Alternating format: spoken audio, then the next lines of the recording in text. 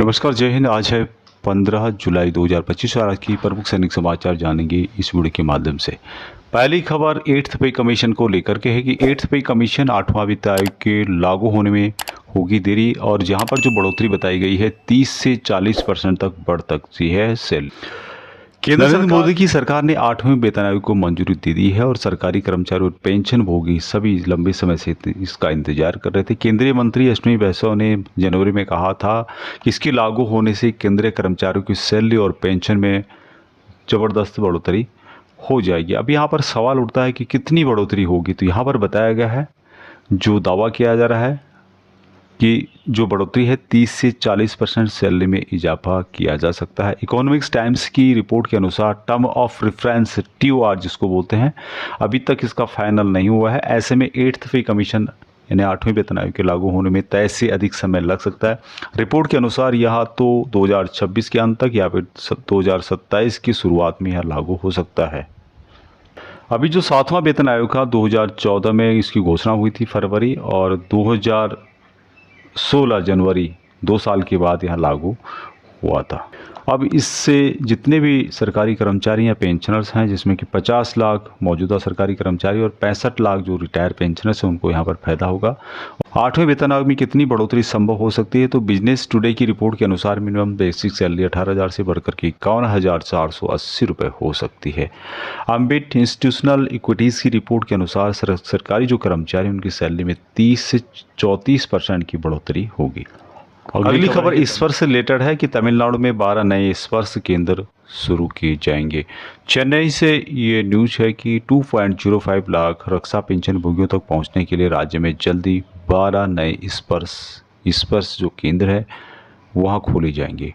रक्षा लेखा नियंत्रक T जयशीलन द्वारा घोषित यह कदम डिजिटल पेंशन प्लेटफॉर्म के एक महत्वपूर्ण विस्तार का प्रतीक है, जिसका उद्देश्य पूर्व सैनिकों के लिए पुरानी पेंशन वितरण प्रणाली को बदलना है। तमिलनाडु में वर्तमान में केवल 3 स्पर्श केंद्र कार्यरत है, जिसमें कि वेल्लोर, तिरुचि और नागरकोइल है। अब यहाँ पर अगस्त में मदुरई में 4था केंद्र खुलेगा। आने वाले महीनों में भी और केंद्र खुलेंगे। शुक्रवार को चेन्नई में एक प्रेस वार्ता में जयशीलन ने कहा कि यहाँ विस्तार पहुँच की कमी को दूर करेगा और आवश्यक पेंशन सेवाओं को हमारे पूर्व सैनिकों के लिए उनको जो भी परेशानी हो रही है उसको वहाँ सॉल्व कर सकते हैं। अगली खबर स्पर्श से रिलेटेड है कि नए स्पर्श पोर्टल से सेना के पूर्व सैनिकों को पेंशन संबंधी समस्याओं का सामना करना पड़ रहा है। 14 जुलाई 2025 की खबर है और जिसमें बताया गया है कि पिछले 5 महीनों से सेना के अनुभवी लेफ्टिनेंट कर्नल R.K. भारद्वाज, जो कि सेवानिवृत्त हैं, एक ऑनलाइन अभियान चला रहे हैं और चल रहा है इनका, जिसमें कि ऑनलाइन पेंशन वितरण प्रणाली यानी स्पर्श के माध्यम से पेंशन प्राप्त करने में कई जो पूर्व सैनिक उनके सामने आने वाली गंभीर समस्याओं को उन्होंने उजागर किया है। पहले नॉर्मल जो बैंक से पेंशन होती थी उसको स्पर्श में बदल दिया गया है 2021 में, और तब से कई इसमें समस्याएं आ रही है। अब यहाँ पर मनी कंट्रोल एक पेपर है, उसके माध्यम से बताया गया है कि एक दस्तावेज के अनुसार अक्टूबर 2024 तक पूर्व सशस्त्र बलों के सैनिकों को पेंशन वितरण समस्याएं जो आई थी 6.5 लाख यानी 6,50,000 जो मामले थे वहाँ लंबित थे 2024 अक्टूबर। और जब से यहाँ पेंशन स्पर्श शुरू हुआ है, पूर्व सैनिकों की शिकायत है कि पुरानी जो पेंशन प्रणाली थी उसके परिवर्तन के कारण यहाँ पर कई मामलों में जीवन वृत्तांत संबंधी विवरणों में गलत प्रविष्टियाँ हो रही हैं, जिससे पेंशन भुगतान में समस्याएं आ रही है, देरी की रुकावटें आ रही है। उनकी शिकायत है कि ऑनलाइन निवारण प्रणाली अनुत्तरदायी है, यानी कि वहाँ पे कोई उत्तर नहीं देता है, नेविगेट करने में मुश्किलें हैं। हमारी कोई समस्या है, हमने कंप्लेंट डाली है, उसको हम नेविगेट नहीं कर सकते कि वहाँ कहाँ तक पहुँचा है, क्या उसमें सुधार हुआ है, कब तक ठीक हो जाएगा। और कम इंटरनेट कनेक्टिविटी वाले दूर दराज के जो गांव में रहने वाले हैं पूर्व सैनिक, उनको गंभीर समस्याओं का यहाँ पे जो है सामना करना पड़ रहा है। तो जो स्पर्श है उसमें बहुत सुधार की ज़रूरत है, तभी जाके जो पूर्व सैनिक हैं, पुराने पेंशनर्स हैं, दिग्गज हैं, उनको फ़ायदा हो पाएगा। अगली खबर अग्निवीरों को लेकर के है कि 4 साल की सर्विस के बाद क्या करेंगे अग्निवीर। गृह मंत्रालय तैयार करेगा रोड मैप, केंद्र ने दी जिम्मेदारी। केंद्र की मोदी सरकार ने पूर्व अग्निवीरों के पुनर्वास और समन्वय की जिम्मेदारी गृह मंत्रालय को सौंप दी है, जिससे उनकी जिंदगी और प्रगति बेहतर हो सके। राष्ट्रपति द्रौपदी मुर्मू ने 16 जून 2024 से प्रभावी 381वें संशोधन के तहत इसे मंजूरी दी। अग्निवीरों का पहले बैच का कार्यकाल 2026 में समाप्त होने वाला है। अभी केंद्र सरकार ने पूर्व जो अग्निवीर हैं उन पर बड़ा फैसला लिया है। पूर्व अग्निवीरों को की रिहैबिलिटेशन और कोऑर्डिनेशन प्लान का हिस्सा गृह मंत्रालय को सौंपा गया है। राष्ट्रपति द्रौपदी मुर्मू ने भारत के संविधान के अनुच्छेद 77 की धारा 3 के तहत दिए गए शक्तियों का इस्तेमाल करके 1961 के कारोबार का आवंटन नियम में संशोधन को मंजूरी दी। यह 381वां संशोधन है और 16 जून 2024 से प्रभाव में आया। इस संशोधन के अनुसार गृह मंत्रालय को पूर्व अग्निवीरों को राज्य विभाग के अंतर्गत उनकी प्रगति के लिए कोऑर्डिनेशन प्लान के लिए शामिल कर लिया गया है, जिसका उद्देश्य है कि पूर्व अग्निवीरों का भविष्य बेहतर करने में मदद मिले, उनको योजनाओं का लाभ दिया जा सके। अभी जो सारी बातें कही गई है उसका तो लाभ कब मिलेगा कब नहीं मिलेगा, लेकिन जो अग्निवीर है या तो उसको ख़त्म कर दिया जाए या जो भी उनको लाभ हैं वह त्वरित दिए जाएँ, क्योंकि 2026 में उनका पहला बैच वापस आने वाला है। अगली खबर डीएसपी अकाउंट को लेकर के है। जो भी डिफेंस के जो सर्विंग सोल्जर्स हैं वह जब भी रिटायर आते हैं तो उनका सबसे पहला काम होना चाहिए कि दो अपना अकाउंट है डीएसपी पेंशन अकाउंट, उसको डीएसपी पेंशन गोल्ड पैकेज में आपको बदलना है, क्योंकि आपका पेंशन तो बैंक में आ रहा है, अच्छी बात है, स्पर्श के माध्यम से आ रहा है, लेकिन आपका जो पासबुक है उसमें मेंशन आपको करना होगा डीएसपी अकाउंट को, सर्विंग को डीएसपी पेंशन गोल्ड पैकेज के अंतर्गत। इसके संबंधित आप एक फॉर्म देख पा रहे होंगे, ये फॉर्म आपको भरना होगा। Request to convert my SP account into SP DSP pension gold package. और इसके बहुत सारे फाइनेंशियल लाभ हैं। वह सभी फाइनेंशियल जो बेनिफिट आपको तभी मिलेंगे जब आपका जो अकाउंट है वहाँ डीएसपी पेंशन अकाउंट में कन्वर्ट होगा। तो इससे संबंधित यदि किसी को फॉर्म चाहिए तो कमेंट करें, मैं आपको व्हाट्सएप और टेलीग्राम ग्रुप में प्रोवाइड करा दूंगा। अगली खबर, सेना का भगोड़ा बना घोटालेबाज 150 रक्षा कर्मियों को इसने ठगा है। इसका नाम बताया गया है मदन है और 15 साल पहले सेना ने इसे भगोड़ा घोषित कर दिया था। इसने और सह निदेशक प्रमोद उपाध्याय और साथ में विनोद उपाध्याय ने मिलकर के कथित तौर पर जाली दस्तावेज और फर्जी रजिस्ट्री करके खरीदारों का शोषण किया है। यहाँ पे बताया गया है, लखनऊ से खबर है कि मोहनलालगंज पुलिस की एक टीम ने एचके इंफ्राविजन प्राइवेट लिमिटेड के संयुक्त निदेशक मदन राम को बलिया जिले से गिरफ्तार किया है।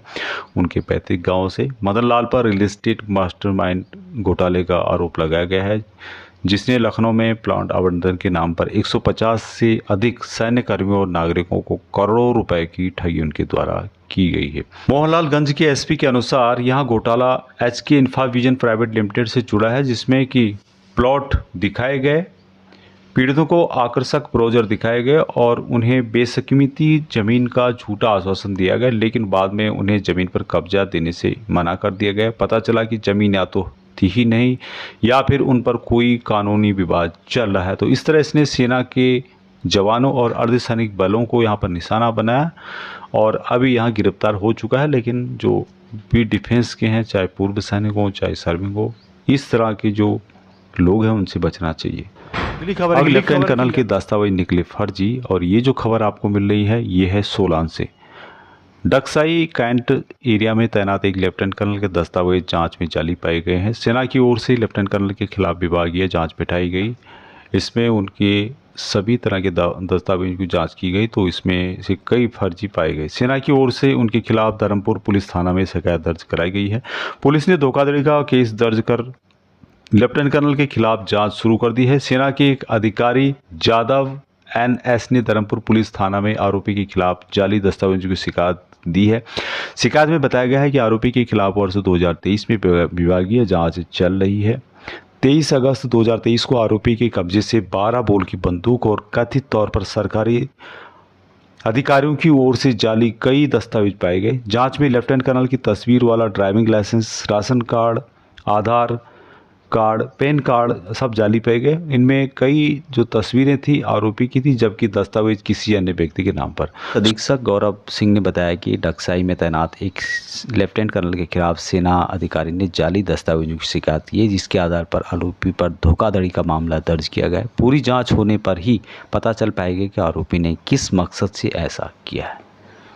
लास्ट में खबर है पूर्व सैनिकों की जॉब से रिलेटेड और अर्जेंट रिक्वायरमेंट है एक्सेसमैन, जो कि रेलवे रिक्रूटमेंट के तहत उन्हें यहाँ पर जॉब दी जाएगी। DFCCIL की ओर से वैकेंसीज दी गई हैं। यहाँ पर बताया गया कि ये जो जॉब रहेगी ये गुजरात में रहेगी, सूरत टू न्यू माकापुरा में, बड़ोदरा के नज़दीक। और DFCCIL dedicated corridor corporation India limited की ओर से वैकेंसीज है।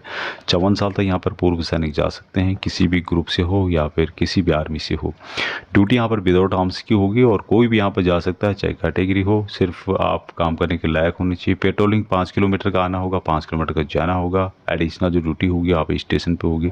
सैलरी एज पर DGR के हिसाब से यहाँ पर 26 दिन की ड्यूटी के लिए 9 घंटे आपको दिन में काम करना होगा। सैलरी आपको 34,888 रुपये दिया जाएगा। इनहैंड सैलरी 32,888 रुपये दिया जाएगा। बाकी आपको साल में इंक्रीमेंट भी दी जाएंगे। फूड और जो रहना होगा वो आपका अपने होगा और आप कंबाइंड भी रह सकते हैं। इसके लिए जो भी लोग जुलाई 2025 तक बड़ोदरा इटोला में आ सकते हैं वो यहाँ पर ज्वाइन कर सकते हैं। और इंटरेस्टेड जो भी कैंडिडेट हैं, जो ESM है, यहाँ पर व्हाट्सअप नंबर दिया गया है, उस नंबर पर अपनी लेटेस्ट फ़ोटो और आधार कार्ड की बोथ साइड की फ़ोटो आपको भेजनी है। साथ में resume 3 set photo copy of all document and जितने भी आपके डॉक्यूमेंट वो भी आपको लाने होंगे, जिसमें कि Aadhaar card, pan card, voter card, police verification, passbook की फ्रंट साइज़ की photocopy, ESM I card, ESM discharge book, PPO, residence proof, ration card, civil education certificate, 10 passport size की फ़ोटोग्राफ्स। लास्ट डेट अप्लाई करने की जुलाई 2025 बताई गई है और WhatsApp number यहाँ पे दिया गया है, जो आप देख पा रहे होंगे। इस नंबर पर आपको अपनी डिटेल्स भेजनी है।